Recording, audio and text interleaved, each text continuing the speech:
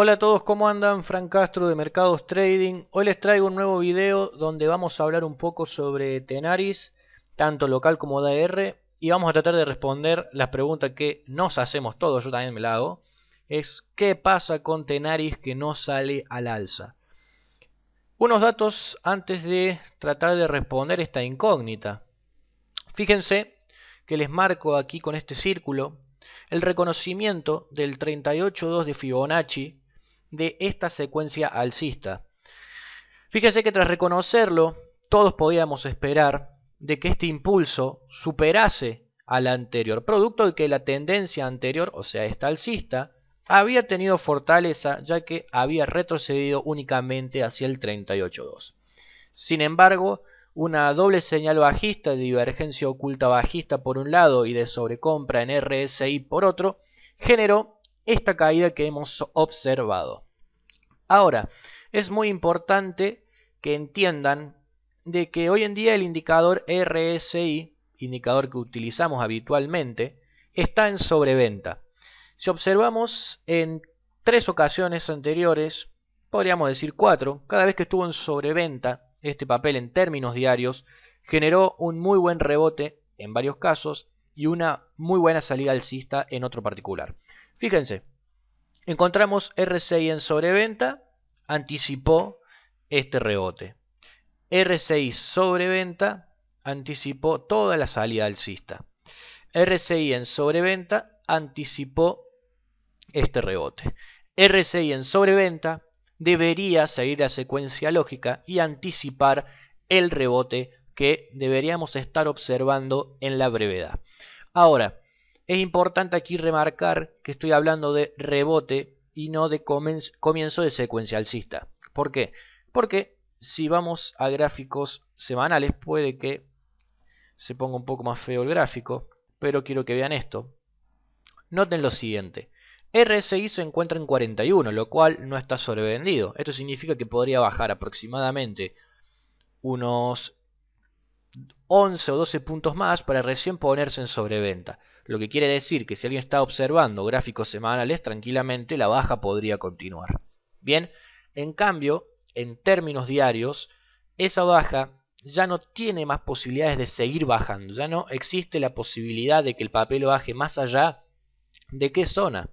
De la zona de los 230 pesos, que es el soporte de número redondo inmediato, dicho sea de paso, el día de hoy lo reconoció, y los 225, que ha sido el mínimo anterior, que luego obviamente genera la secuencia alcista que observamos en este caso. Pero lo que quiero remarcar nuevamente es lo siguiente: rebote, no salida alcista. Puede que se genere un rebote tranquilamente hacia aquí en términos diarios, que ya vamos a decir, ya voy a plantear dónde se puede llegar a generar ese rebote. Pero en términos semanales, por ejemplo, digamos, el día de hoy, no, el día de mañana se genera un rebote, está aquí, pero durante la semana retrae toda esa suba y tranquilamente podríamos seguir observando el indicador de baja. Por eso es importante tener en claro cuál es su plazo de inversión y adecuarse a los gráficos. Bien, entonces, bajo mi punto de vista, 2.30, 2.25 el papel no cae de ahí en términos diarios. Y fíjense que este es el objetivo de rebote que al menos estoy observando. El día de hoy llegó a los 2.30. Fíjense, para mí el punto clave aquí va a ser el 50% de Fibonacci, que está aproximadamente entre los 2.58 y 2.60. Esto quiere decir un movimiento de este tipo hacia aquí. ¿Por qué? Porque tenemos este gap, este de aquí, que observan acá, con mucho volumen. Recuerden que los gaps con mucho volumen suelen ser difícil cerrarlos. Bien, en el caso de presentarse un gap al alza suele ser una buena zona de soportes. En el caso de presentarse un gap a la baja con mucho volumen suele ser una buena zona de resistencias. Por lo tanto, podríamos estar hablando de una apreciación en casi 30 pesos para el papel en términos de corto plazo. Y aquí dependerá mucho de lo que haga la demanda. Si tiene la fuerza suficiente para poder destronarlo a la venta, avanzará seguramente hacia el cierre del gap. Pero fíjense bien, nuevamente tenemos otra resistencia, que por eso lo he dejado aquí, de esta línea de tendencia. Así que lo que pasa además aquí, que es bueno comentarlo, el indicador RSI, en tanto en sobreventa o sobrecompra, puede permanecer por tiempo indefinido en dicha zona. Siempre remarco el ejemplo de Cresud, que fue uno de los más notorios el año pasado, donde el papel seguía avanzando aún estando en la zona de sobrecompra. A veces se ha generado una toma de ganancia, pero RSI no llegaba a dar venta y posteriormente seguía subiendo. Aquí tranquilamente puede generarse lo mismo. Podemos obtener un pequeño rebote, RSI subir un poco y luego continuar bajando el indicador técnico. Nuevamente remarco 2.30, 2.25, no veo el papel en términos diarios bajando más de allí. Y otra señal que me parece importante remarcar es lo que estamos viendo en el ADR. Fíjense que el ADR, si bien no es un movimiento perfecto de canal, ya que me hubiera gustado particularmente que haya sido este el máximo principal para conformarlo, pero la directriz bajista que tenemos marcada aquí, trazando la paralela hacia el mínimo intermedio más importante, nos está dando que el día de hoy estamos en también una zona de piso.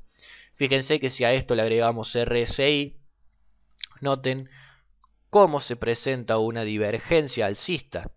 Bien, fíjense, el indicador genera mínimos más altos, por así decirlo, y en los precios mínimos más bajos. Miren, si agregamos momentum, también pueden notar lo siguiente. Momentum muchas veces nos comunica la velocidad de la tendencia.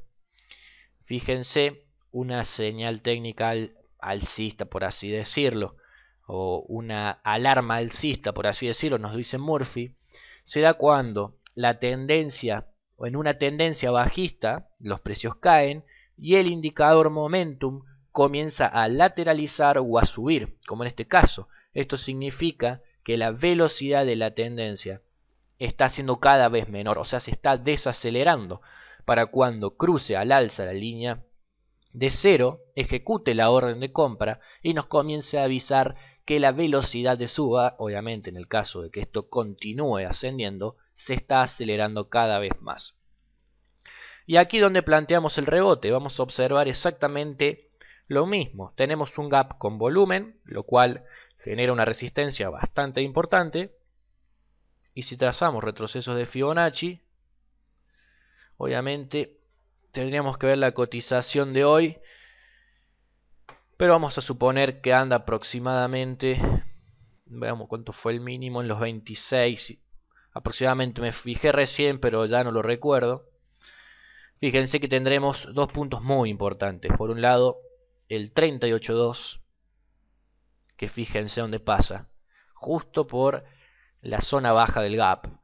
Dependerá pura y exclusivamente de la demanda poder estirar este movimiento.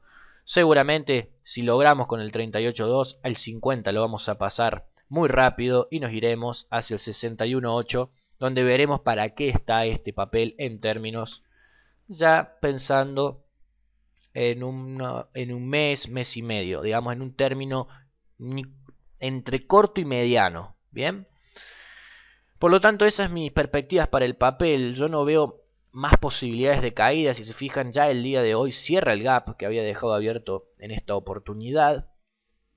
El indicador RSI está sobrevendido, Momentum ya ha cambiado su dirección. Para mí esto depende pura y exclusivamente de un tema de ingresar y tener un poco de paciencia a que el papel decida resolver por sí solo al alza, ya que nosotros operamos más que nada la local. Un stop loss debajo de los 2.25 puede ser lo mejor que hagamos, aunque fíjense que luego pasa por los 2.20, una muy buena zona de soporte, con lo cual yo diría que este papel tiene más chances de rebotar al alza que de seguir bajando. Así que bueno, gente, espero que les haya resultado útil este video. Cualquier duda o sugerencia, comentan. Saludos.